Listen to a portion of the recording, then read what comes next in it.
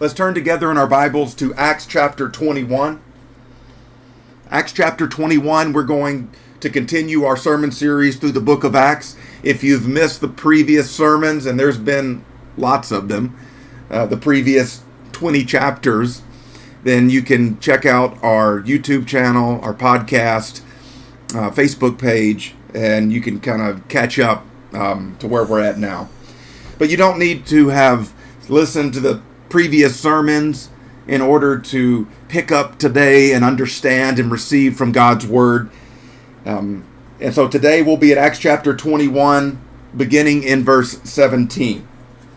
And I want us to really lean into this because it's not going to be immediately relevant. On the contrary, some of this passage is going to seem bizarre. It's going to seem strange and foreign to our 21st century North American Gentile minds. But I want to read it and then go back and help us to process it. And I know there's some incredibly relevant truths within this passage. So let's read this together. Acts chapter 21, beginning in verse 17. When we arrived at Jerusalem, the brothers and sisters received us warmly. The next day, Paul and the rest of us went to see James, and all the elders were present. Paul greeted them and reported in detail what God had done among the Gentiles through his ministry. When they heard this, they praised God. Then they said to Paul, "You see, brother, how many thousands of Jews have believed, and all of them are zealous for the law. They have been informed that you teach all the Jews who live among the Gentiles to turn away from Moses, telling them not to circumcise their children or live according to our customs. What shall we do? They will certainly hear that you have come. So do what we tell you. There are 4 men with us who have made a vow. These men, take these men, join in their purification rites, and pay their expenses so that they can have their head shaved. Then everyone will know that there is no truth in these reports about you, but that you yourself are living in obedience to the law. As for the Gentile believers, we have written to them our decision that they should abstain from food sacrificed to idols, from blood, from the meat of strangled animals, and from sexual immorality." The next day, Paul took the men and purified himself along with them.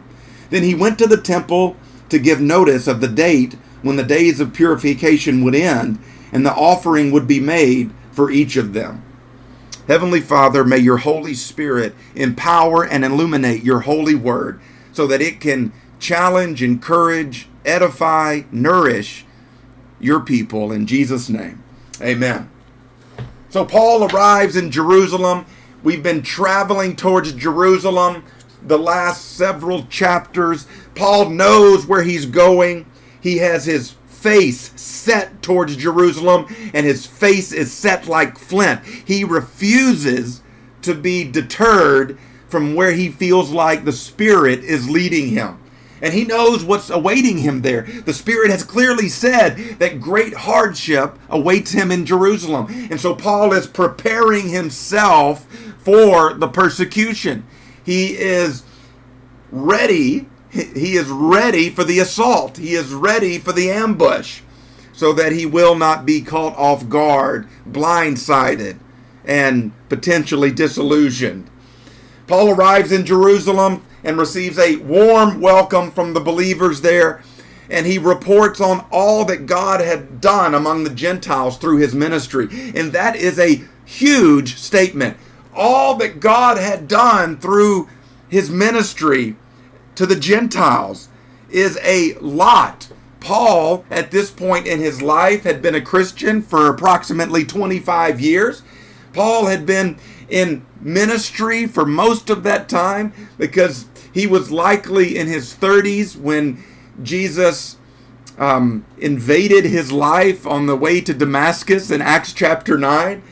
And so Paul here is probably in his 60s, and he's been serving the Lord faithfully and sacrificially for around 25 years. And most of that time has been spent focused on reaching the Gentiles with the gospel. That was his specific assignment from Jesus given to him at his conversion. Not that he neglected the Jews. On the contrary, Paul was a Pharisee. Paul was well known among the Jews. He was a leader among the Jews when he was converted. And so a lot of people, especially the Jewish leaders, would have known Saul of Tarsus. Many of them would have been his associates and even his friends. And so Paul, his standard operating procedure would be to go into a town and start in the synagogue, and that would be his inroad to that city, that community, that region, and he would use the synagogue as a launching pad, as a springboard into the Gentiles of that city, of that area. And it says here in Acts chapter 21, verse 17, that Paul reported in detail, Paul and his team.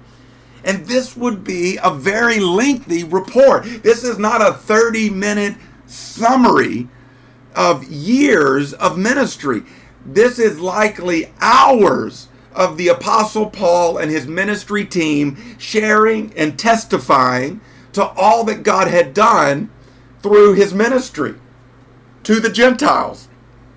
Paul reported on what God had done in Philippi, which probably included the stories of Lydia and the Philippian jailer. Paul reported what God had done in Thessalonica, in Berea, in Athens. Paul reported and told them what God had done in Corinth, and probably told them of Priscilla and Aquila. Paul told them what God had done in Ephesus. Paul told them what God had done in Troas. And after this marathon missions report, right, some of us have been to these missionary reports before where people would come in, missionaries would come in from the field, they'd come in from a foreign place, and they would bring their pictures, their slideshows, they would bring artifacts from this foreign land, this different culture, and we would listen and we would appreciate all that God was doing through them in Asia, in Africa, in South America, or in some other place, and in Quebec, or in some other part of the country that we live in. And we would listen for 30 minutes or for an hour, and then we would appreciate what God was doing through them. And Paul is doing that very thing, but it is much more comprehensive.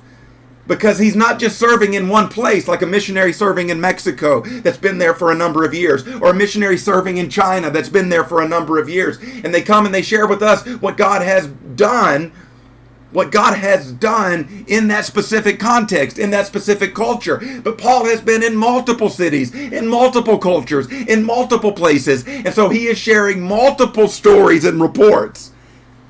And after Paul gives this comprehensive report on all that God had done through his ministry to the Gentiles, here's what they say in verse 20. When they heard this, and by the way, Paul is not speaking to the church here. He's speaking to the elders. He's speaking to the leaders. And we're only given one by name, and that's James. James, the half-brother of Jesus. James, who also God used to write the book of James in the New Testament. James was the primary leader of the church in Jerusalem. Now, it's also likely, because remember now, Paul was trying to get to Jerusalem for a specific event. He was trying to get there for the Feast of Pentecost. And so this is a big deal for Jews at that time, to make the pilgrimage to Jerusalem to observe this feast, to be a part of this celebration. And so it's likely that the other apostles were there as well. Peter isn't mentioned, but he's probably there, given that most Jews made every effort, if they were within a reasonable distance, to journey to Jerusalem for these annual feasts. John isn't mentioned, but he's probably here in this group as one of the elders. Peter is probably here, given the fact that Jerusalem is bursting at the seams with pilgrims that are there to worship at the temple for this Feast of Pentecost. And so likely, we don't know for sure, but it's probable that the early church adopted the Jewish blueprint of leadership, which was the Sanhedrin, right? This group of 70 elders that led God's people. And so there's probably something similar here. Paul is standing in front of this Christian Sanhedrin, a fairly large group, given the number of converts, right? Thousands and thousands, and we'll mention that. We'll come to that in just a moment. But the church in Jerusalem is fairly large. Thousands and thousands. 3,000 were saved at the day of Pentecost back in Acts chapter 2. And then the Bible says that the Lord added to their number daily those that were being saved. And that was over 20 years ago. Right? So that was almost 30 years ago. And so you just do the math of, thousands coming initially, and we have other passages where large groups were converted, and then the Lord is adding to their number daily over decades. And so when you are building a leadership team that's responsible for that size of a group, it's probably going to be a fairly large, they might even have 70, based upon that Jewish blueprint of leadership. And Paul and his team are standing in front of them, and he gives this comprehensive report. And then they quickly move. So they initially praised God. Verse 20. When they heard this, they praised God. Then they said to Paul. So it's kind of a quick shift to the next item on their agenda, which really I think is the main thing they wanted to talk to Paul about. They quickly moved to the topic that was really on their minds. Remember, Paul is speaking to the leaders of the church. And I would think these leaders would have wanted everyone to hear what God was doing outside of Jerusalem through the Apostle Paul's ministry, so that they could begin to understand the global nature of Christianity, the global nature of the gospel, what Jesus was doing outside of Jerusalem, what Jesus was doing outside of Judaism. But this group of leaders, their primary concern seems to be that the new Jewish Christians have a commitment to Moses. And this bothered me. And I think it probably bothered the Apostle Paul that this group of key leaders of the early church were so focused on obedience to the law.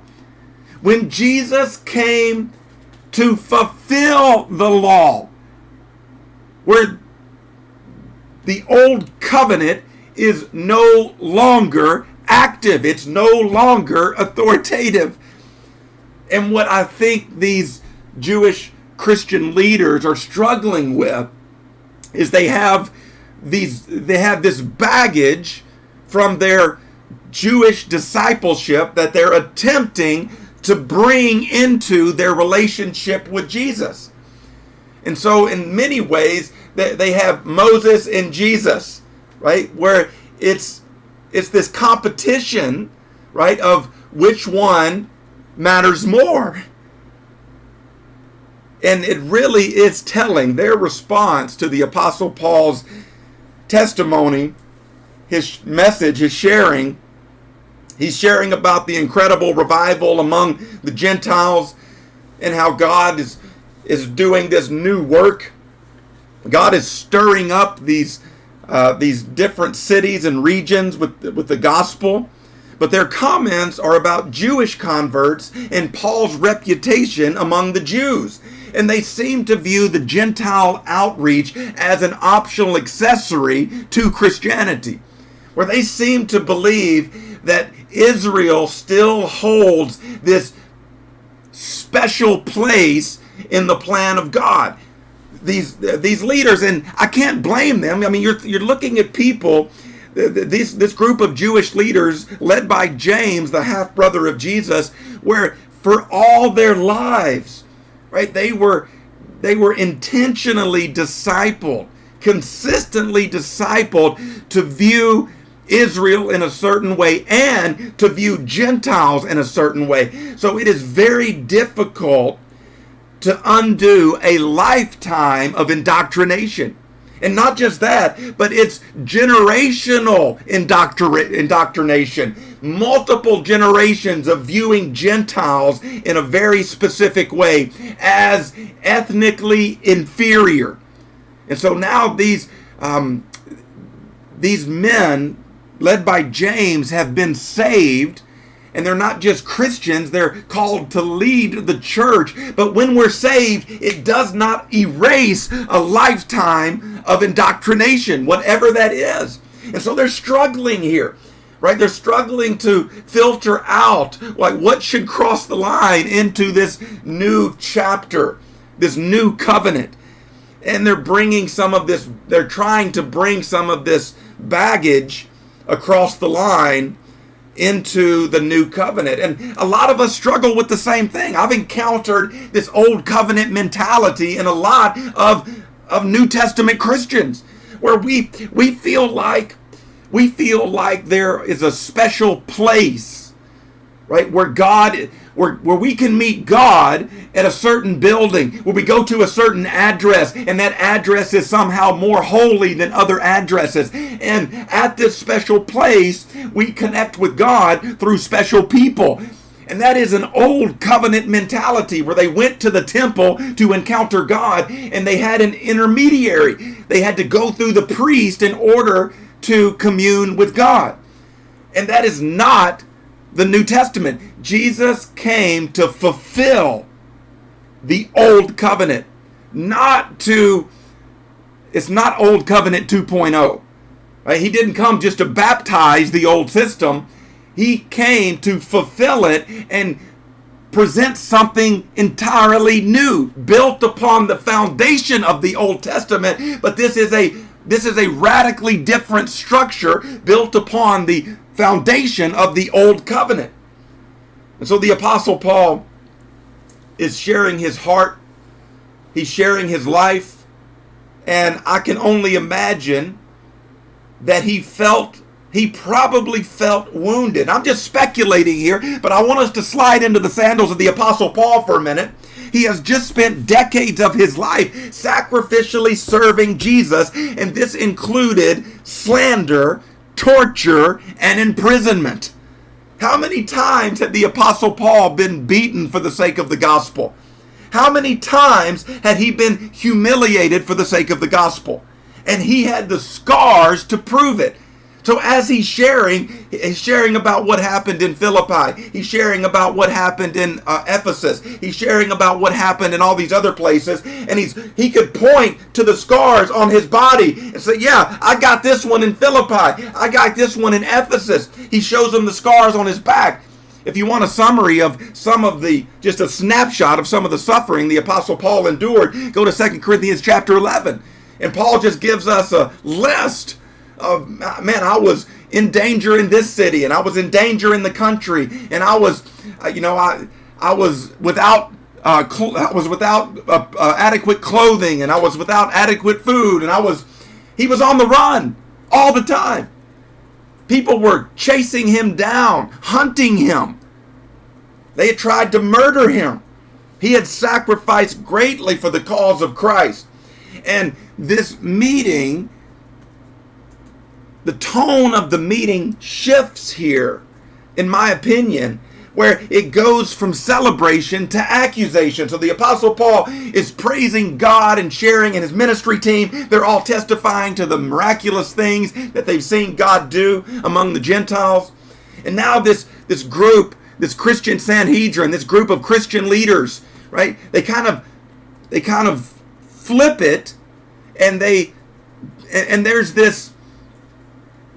there's kind of this implied accusation of, we have been informed, or some people are saying that you are telling Jews not to be obedient to the law.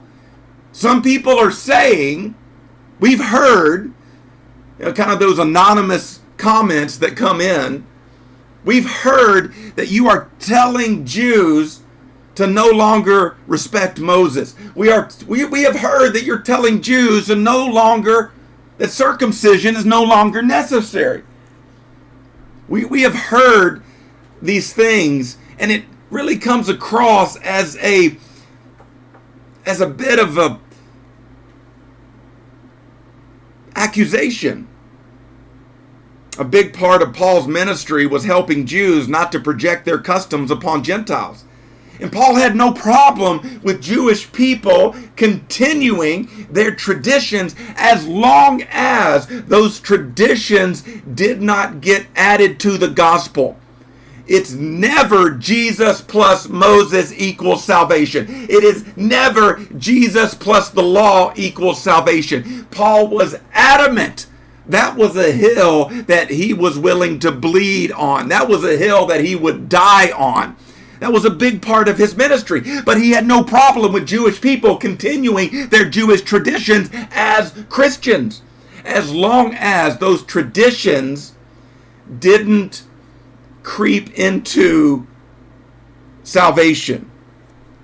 Paul, a big part of his ministry was helping people understand the power of grace, and this is coupled with everyone's inability to keep the law. Paul highlights these truths in the book of Romans, and especially in the book of Galatians. The book of Hebrews, whoever wrote it, is specifically written to help Jewish Christians understand that Jesus is greater than Moses, to help them understand that they no longer need the rituals associated with the old covenant to be right with God. In verse 20, they said to Paul, thousands of Jewish Christians were zealous for the law. Notice, they didn't say zealous for Jesus. They didn't say that these Jewish Christians are zealous for the mission to share the gospel with everyone, including Gentiles. It says they were zealous for the law. And it's telling, because we have these Jewish Christian leaders that are saying this to the Apostle Paul, and then eventually what they tell him to do, it's revealing. As far as these Jewish Christian leaders not rebuking people in the church when they hear these rumors, rather they carry the mail into this meeting and they accuse the Apostle Paul. Hey, we've heard these things, and there are some in this group that probably believe this about the Apostle Paul. The legalists within the church had been working hard before Paul's arrival in Jerusalem by circulating these rumors about Paul among Jewish Christians.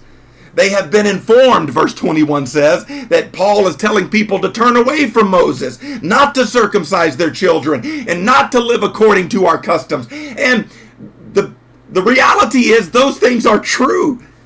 Right? The gospel sets us free from religion. Jesus said, I have come to set you free. Yes, from sin and condemnation and hell, but also free from religion. The crushing burden of religion that places the onus on humanity to modify our behavior in such a way that earns the approval of the Almighty. To turn away from Moses and to turn towards Jesus. Not to disrespect Moses, not to trash Moses, but to be very clear on the org chart of Christianity that Jesus stands alone at the top, far superior to Abraham or to Moses or to any hero of the Old Testament, of the Old Covenant. Not to circumcise their children. That's true. The Apostle Paul says physical circumcision is unnecessary for salvation. That is no longer the sign of the covenant. He said what matters is circumcision of the heart. It's not physical, it's spiritual.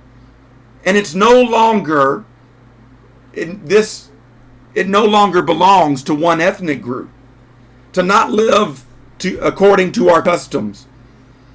I want to pause here and acknowledge the tension in the room, right, where the Apostle Paul is probably saying, it's true. Like, I don't encourage people. I don't discourage them continuing their Jewish traditions. But when he's there with them and he realizes that their religiosity is threatening the authenticity of their newfound faith, then you have to prioritize their faith in Jesus over their religious resume, over their religious lineage, over their customs and rituals and traditions. There is tension in the room. Everyone is not on the same page. And Paul is probably feeling a little bit attacked.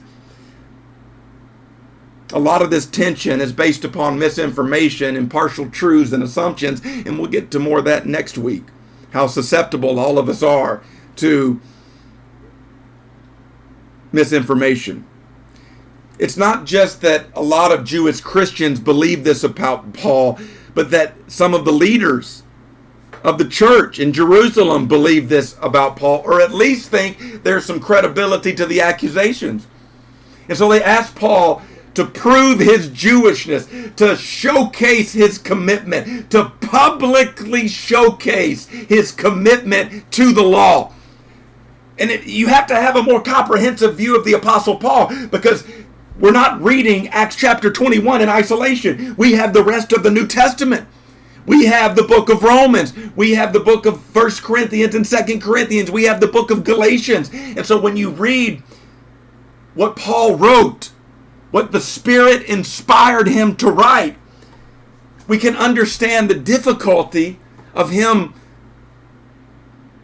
being compliant to their request.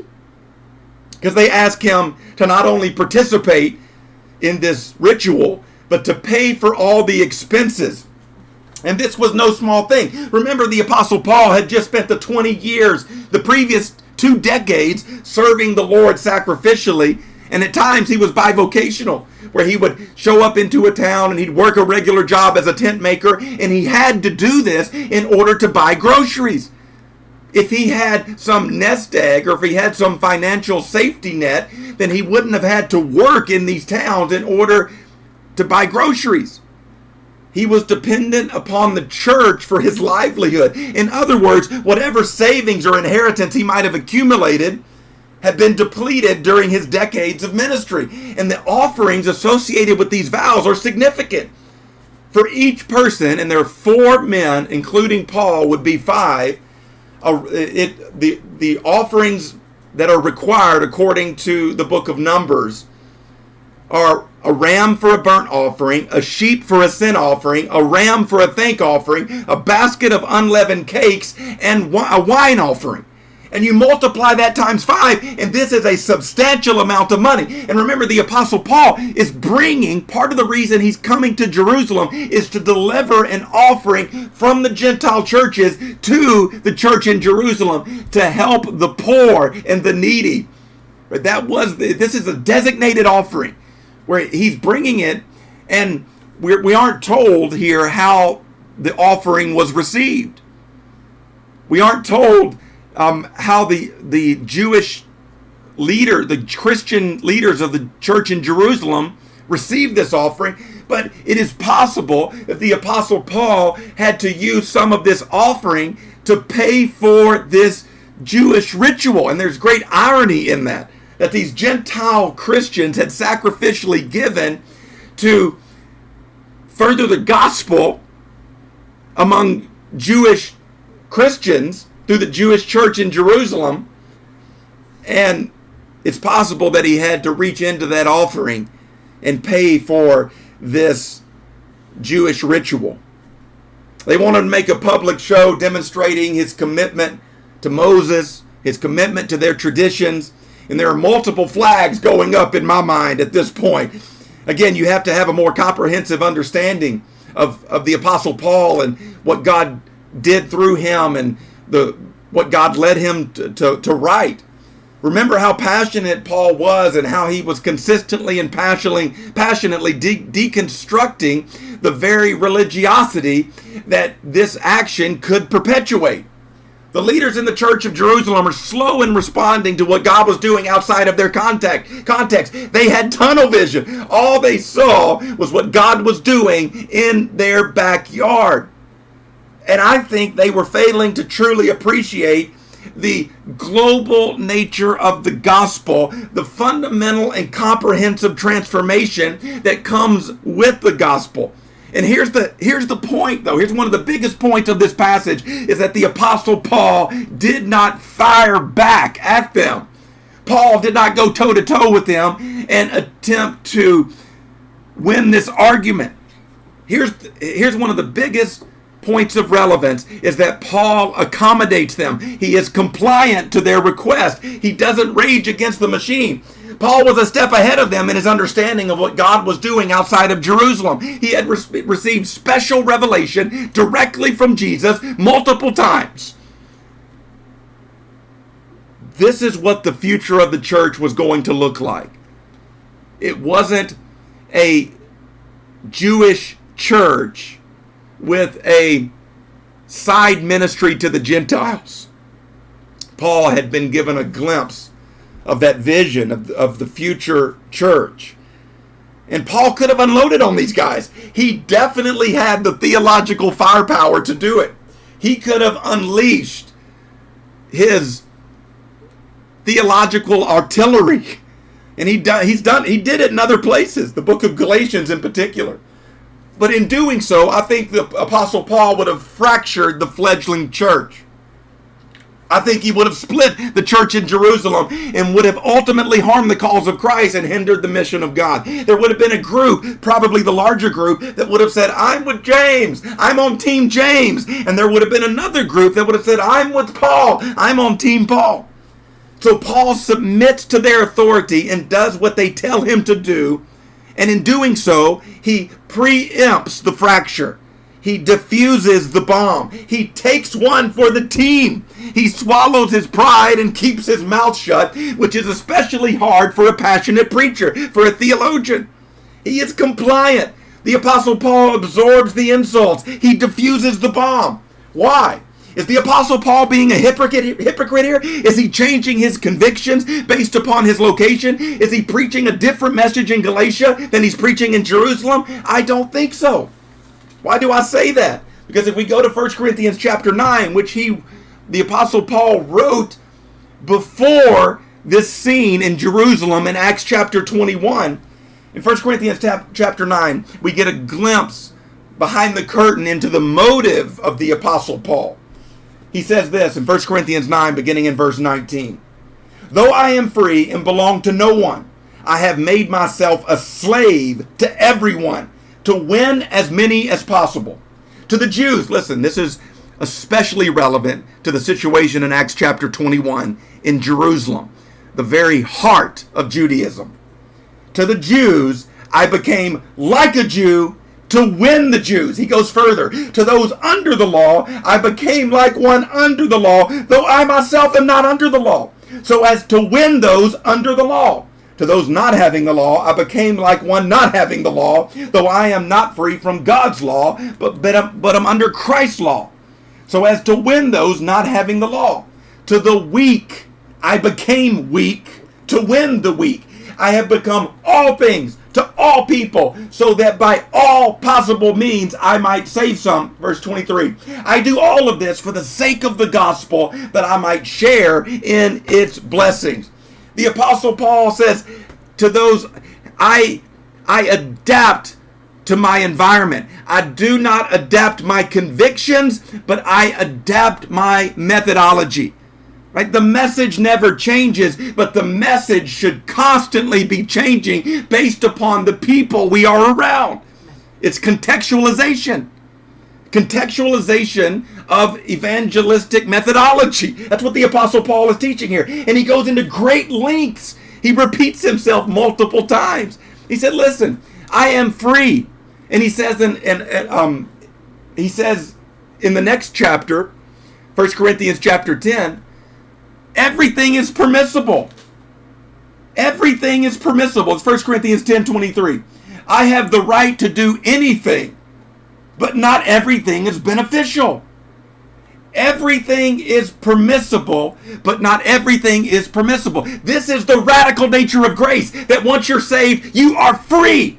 You are free to do whatever you want, and it's not going to affect your status with God. It's not going to affect your eternal destination. You are free. Everything is permissible, but not everything is beneficial. So we should ask the question, is this beneficial? Just because we can doesn't mean we should. Some people do it just because they can. Never asking the question, is this the most beneficial action? He says, I do all of this for the sake of the gospel. He says, to the weak, I became weak to win the weak. And the Apostle Paul unpacks this concept of spiritual weakness further in Romans chapter 14 and 15, where he teaches that not every Christian is at the same level of spiritual strength. There are strong Christians, stronger Christians, and weaker Christians. And they're radically different levels of spiritual maturity within the church. Not every Christian has the same level of understanding about God's grace.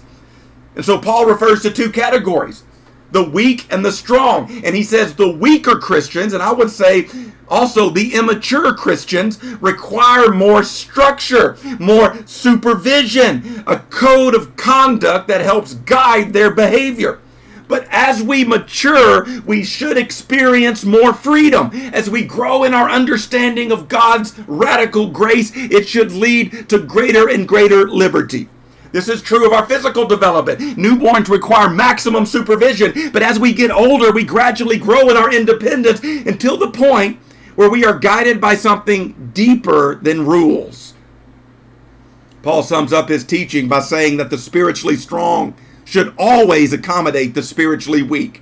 And Paul places himself in the spiritually strong category. The stronger Christians should willingly sacrifice their liberty for the sake of the weaker Christians.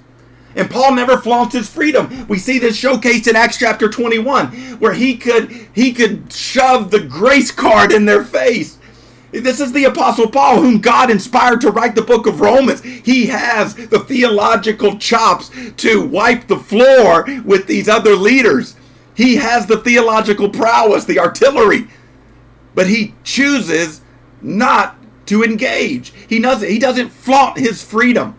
In Galatians chapter 5, verses 13 and 14, Paul says, you, my brothers and sisters, were called to be free.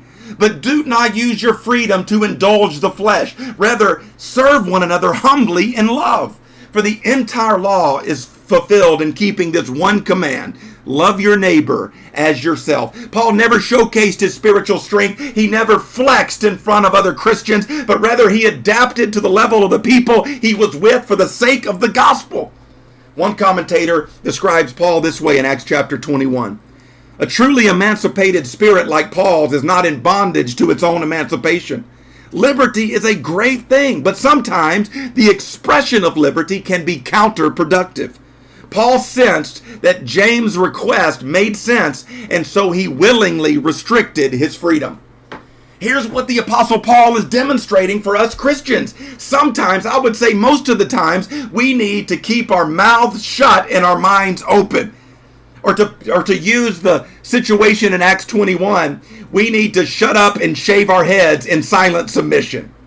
The vast majority of issues that we encounter are not gospel related. They fall into a secondary category, into the category of personal preference. And we know, based on the epistles that God used him to write, that Paul did not think these Jewish customs were still mandatory. Even more, he strongly cautioned against placing an emphasis on religious ritual. But he was willing to do what they asked him to do. In verse 26, the next day, Paul took the men and purified himself along with them. We are told nothing about what happened in that meeting. After Paul shared for hours of all that God had done, the revivals that were breaking out in the Gentile world, in these different cities, in these different regions. And after the James and these Jewish Christian leaders had quickly changed the subject, right, and said, Paul, listen, this is what the word on the street is. These are the rumors that we're hearing about you. And then it just shifts to the next day. Like we're not told if Paul responded at all, or if he just nodded his head and walked out of the room. He was willing to submit to their request, even though he probably disagreed with it. And he did this not to please them, not to just be obedient to leaders, but to keep the bridge intact with Jewish people so that the gospel could reach them. Remember, we see the motive of the Apostle Paul in 1 Corinthians chapter 9. To those under the law, I became like one under the law. That's what missionaries do, right? They identify with the people as much as possible in order to shorten the distance, so that you don't have to shout the gospel across the canyon, but you can speak the gospel in a conversation because you're up close and personal. He wanted to keep the bridge intact with the Jewish people so that the gospel could reach them, a gospel over which Jesus could travel into this culture. He refused to blow up the bridge. The question that motivated his action is this: what would best serve the gospel so that as many people as possible can experience God's grace through Jesus Christ? I don't think Paul would have done this in a place like Galatia. As a matter of fact, I'm pretty sure he would have refused, because it would have sent the wrong message to those people in that place. And it would have ultimately harmed the cause of Christ in that region. But Paul is willing to jump through these religious hoops because he is in Jerusalem, the epicenter of Judaism, the heart of the Jewish religion. His objective in this area is to embody the gospel specifically to Jews, to remove every obstacle to Jews responding to Jesus. And so he jumps through their hoops. And I want to challenge us today that we need to regularly jump through hoops for the sake of the gospel. We need to refuse to blow up bridges over which Jesus could potentially walk at some point in the future. To keep every bridge possible intact. To choose the reputation of Jesus over our own reputation. To respond in the spirit rather than react in the flesh. Most of the time, we need to keep our mouths shut. Paul says in Ephesians chapter 4, verse 29, do not let any unwholesome or corrupt or rotten talk come out of your mouth, but only which is helpful for building others up, listen, according to their needs, that it may benefit those who listen. And so we're interacting with people, not attempting to use them to meet our needs, but as Christians, we're interacting with people in order to discern their needs so that Christ can meet those needs through us, according to their needs for their benefit. We need to study the people around us in order to discern how we can best serve them, so we can become a customized blessing from God through us to them. This requires listening to them, not interrupting them, not debating them, but listening. I think it's wise to err to the side of silence, to listen more than we talk, to ask questions more than we provide answers. One person has said, I have often regretted speaking, but I have seldom regretted silence. Paul says in 1 Thessalonians 4:11, make it your ambition to lead a quiet life. You should mind your own business. I need to print that verse out and put it over the door so that as I walk out of my house, I need to print that verse out and put it on the mirror so that I'm brushing my teeth in the morning. I see that to say, make it my ambition to lead a quiet life and to mind my own business. James 3 tells us that the tongue is a fire that can light a fuse, that can set off a bomb, that can cause great damage, blowing up bridges, so that it's very difficult for the gospel to journey from our life into this other life, from our life into this other culture. This is incredibly relevant in our time because of how our words hold unprecedented potential to impact others through social media. When we want to post something on social media that might prove our point and rally our supporters, but it could potentially damage our witness. It could potentially blow up multiple bridges. And we might win an argument, but the bridge is so damaged that Jesus cannot walk across it into this person's situation, into this person's circumstance. We're constantly tempted with clickbait. We're tempted to take the bait and to jump into a conversation, either online or in person, that might damage our gospel influence. We impulsively react rather than thoughtfully respond. Our society is so polarized. As Christ followers, we are called to be peacemakers in the midst of the polarization. Paul says in Romans 12:18, if it is possible, as far as it depends on you, live at peace with everyone, not just the people you like, not just the people you agree with. We as Christ followers need to intentionally prioritize the gospel above every other topic, and this means accommodating the views that are different than ours. This means respecting people that we disagree with, and this means serving people that disrespect us. Christians are called by God to pray for those that hate us and to bless those that attack us. We need to always be asking the question, what action will best serve the gospel in this situation? And we need to follow the example of the Apostle Paul when he's standing in front of this group and he refuses to take the bait. He refuses to retaliate. He keeps his mouth shut and he silently submits.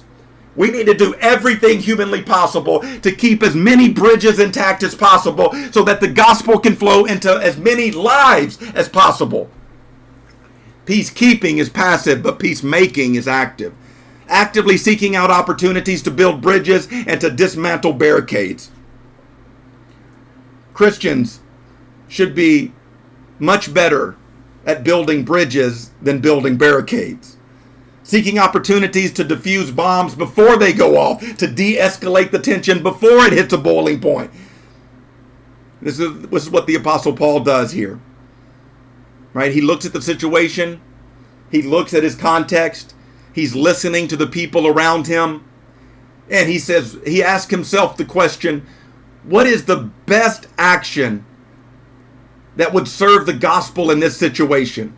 And he jumps through their hoops for the sake of the gospel. And so the challenge for us today is to jump through hoops for the sake of the gospel, to sacrifice our freedoms for the sake of the gospel, to absorb the expenses for the sake of the gospel, to serve those we disagree with for the sake of the gospel. This is how we defuse bombs. This is how we build bridges. This is how we deconstruct the barricades, by serving them rather than debating them, by loving them rather than insulting them. To respond in the spirit rather than react in the flesh. I want to conclude with a verse, and there's some irony in it because it's found in the book of James. James, the very one that's mentioned in Acts chapter 21, who's the leader of the church in Jerusalem. And James says this in chapter 1, verse 19, my dear brothers and sisters, take note of this. Everyone should be quick to listen, slow to speak, and slow to become angry. This week, today, may we be aware of the people that God has placed around us in our own home, in our neighborhoods, in the fall when school starts back up, on your campus, in your classroom, on your team, in your workplace. To look around you and to pay attention, to listen. To listen to what the Spirit is saying to you about those people. To discern what they're thinking and to discern what they're feeling, so that we can present the gospel to them in a unique way, based upon their needs. It's the same message, but it's packaged specifically for them. And this requires intentionality on our part. To be quick to listen, slow to speak, and slow to become angry.